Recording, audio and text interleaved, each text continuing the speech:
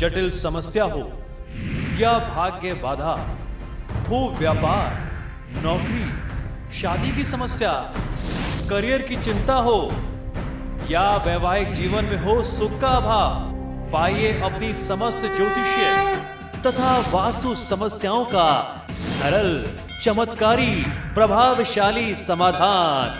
एक जाना माना और विश्वसनीय नाम, आचार्य पंडित श्री वैभवनाथ शर्मा जी, काशी के 400 वर्ष पुराने प्रतिष्ठित और अंतरराष्ट्रीय ख्याति प्राप्त राज ज्योतिषी परिवार की 8वीं पीढ़ी के ज्योतिषी और वास्तु शास्त्री आचार्य पंडित श्री वैभवनाथ शर्मा जी के द्वारा व्यक्तिगत या फिर फोन पर अपॉइंटमेंट लेने के लिए कॉल करें 9818-300-146, 9990-724-131 या फिर ईमेल करें sharma.vaibhav@gmail.com पर।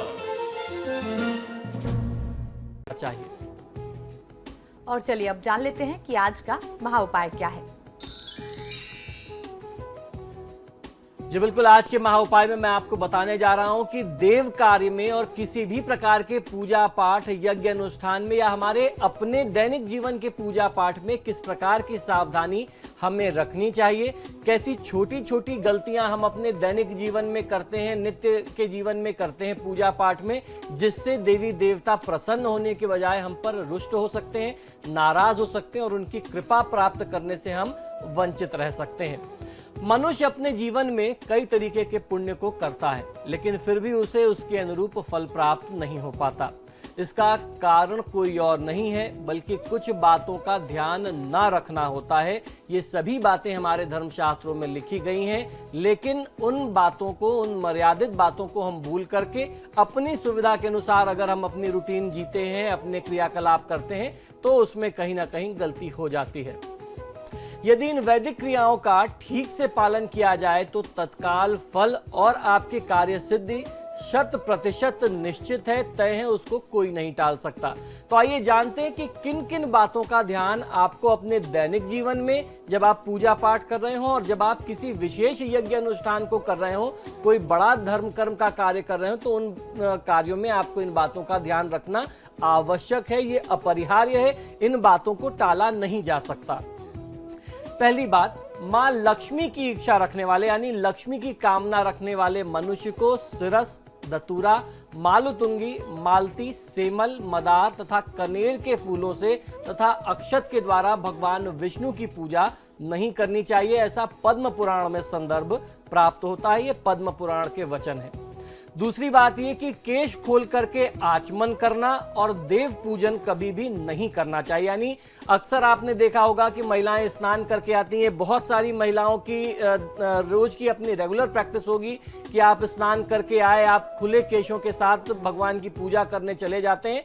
तो अगर आप खुले केशों के साथ आचमन और देव पूजन करते हैं तो ये पूरी तरीके से शास्त्रों के विरुद्ध है। इसका संदर्भ जो है विष्णु पुराण में हमें प्राप्त होता है। ये आपकी जो आदत है इसको आपको बदलने का प्रयास करना चाहिए।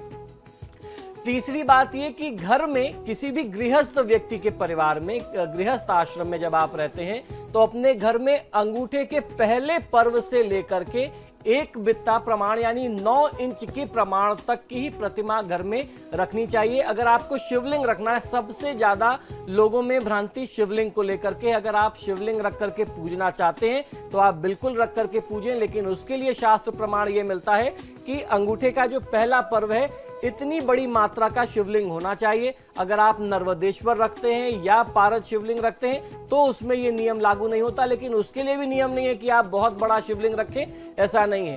अगर आप कोई धातु की मूर्ति या प्रतिमा रखते हैं तो अंगूठे के पहले पर्व से लेकर के 9 इंच प्रमाण तक यानी 9 अंगुल की ऊंचाई तक, बड़ाई तक आप प्रतिमा को अपने घर में रख सकते हैं। इससे बड़ी प्रतिमा घर में रखना और उसको पूजना बिल्कुल भी शुभ नहीं है। इससे बड़ी प्रतिमा का प्राण प्रतिष्ठा ही किया जाता है, उनकी स्थापना ही होती है। और ऐसा संदर्भ, ऐसी आज्ञा शास्त्रों में हमें मत्स्य पुराण में मिलती है, तो ये मत्स्य पुराण का हमें संदर्भ प्राप्त होता है। तो 9 अंगुल को गिनने के लिए आप ऐसे करके करके अपने मंदिर में जो भी मूर्तियां हैं उसको गिन सकते हैं, उसकी लंबाई को नाप सकते हैं और जो मूर्तियां उससे ज्यादा बड़ी हैं उनका विसर्जन ही किया जाना चाहिए।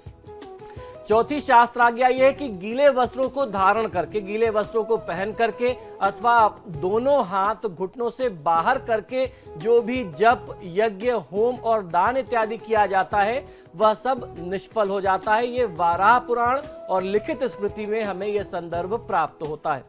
पांचवी बात यह है कि भगवान की उपासना करते समय दीपक का स्पर्श करने पर, अगर आपको दीपक का स्पर्श करना पड़ता है दीपक के पूजन इत्यादि के कार्यों में, तो आपको हस्त प्रक्षालन यानी हाथ अवश्य धोना चाहिए, अन्यथा आपको दोष लगता है। ये वाराह पुराण में हमें आज्ञा मिलती है।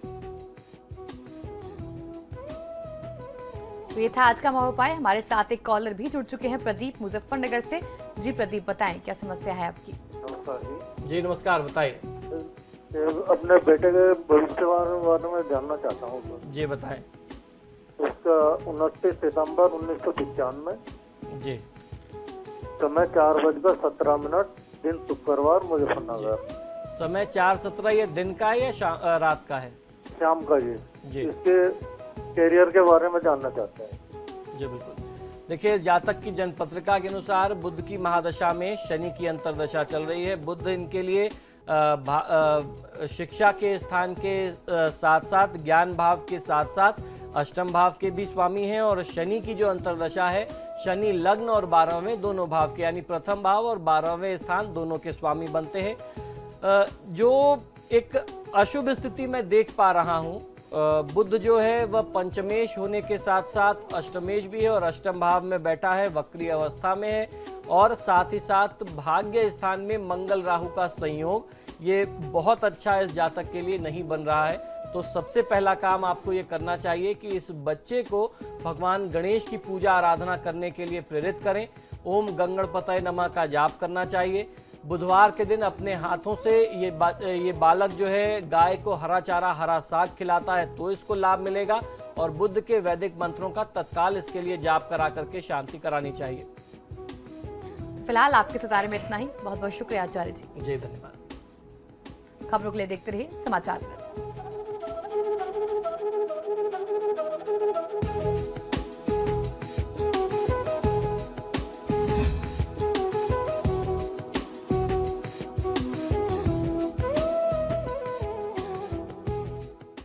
जटिल समस्या हो या भाग्य बाधा हो, व्यापार, नौकरी, शादी की समस्या, करियर की चिंता हो या वैवाहिक जीवन में हो सुख का अभाव, पाइए अपनी समस्त ज्योतिषीय तथा वास्तु समस्याओं का सरल, चमत्कारी, प्रभावशाली समाधान।